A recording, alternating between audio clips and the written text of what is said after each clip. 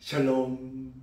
오늘 화요일 아침 우리에게 주시는 열왕기상 12장 우리 1절에서 11절 말씀을 살펴보고자 하는데요.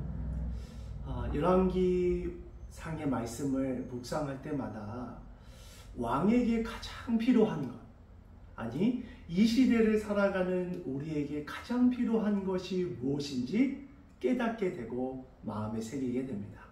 자, 오늘 성경 말씀은 어제 본문 말씀 가운데 솔로몬 왕이 죽고 그 아들 르호보암이 왕이 돼요.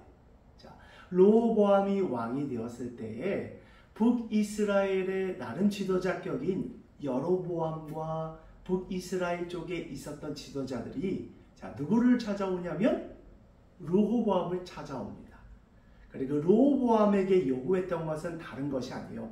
복지를 잘해달라, 또 잘 먹고 잘 살게 해달라, 이런 것이 아니라 오늘 성경 말씀 12장 3절 4절 말씀을 보면 부친 아버지 솔로몬이 무겁게 우리에게 짊어지었던 그 멍에를 가볍게 해달라.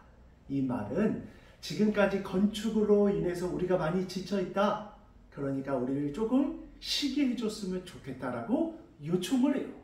그러면서 자발적으로 르호보암 왕에게 얘기를 합니다. 그렇게 우리의 짐과 멍에를 가볍게 해주면 우리가 당신들의 종이 되어서 영원히 섬길 것을 약속을 해줘요. 자, 이때 르호보암 왕이 했던 것이 두 가지가 있습니다.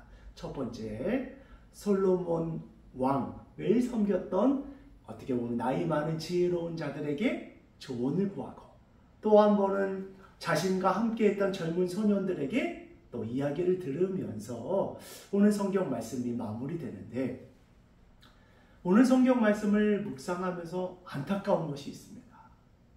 하나님을 믿는 왕이라면 이스라엘 백성 가운데, 아니 르호보암 왕이 어떠한 일을 하는데 문제가 생겼을 때 어떻게 하는 것이 맞을까요?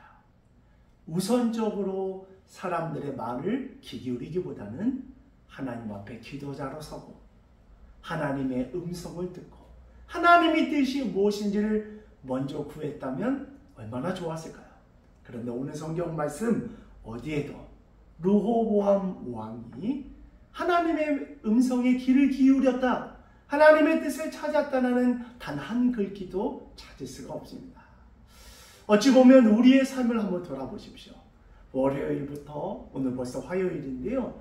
우리가 주일을 맞이하기 전까지, 예배자로 나아가기 전까지 얼마나 하나님의 음성을 구하며 살았는지 돌아보시고, 우리도 르호보암 왕과 같은 모습이 있다면 그 모습들을 내려놓고 하나님의 음성을 구하고 하나님의 뜻을 구하고 하나님이 나를 향한 계획을 우선적으로 찾고 나아가는 저와 여러분 되어지기를 간절히 소원합니다.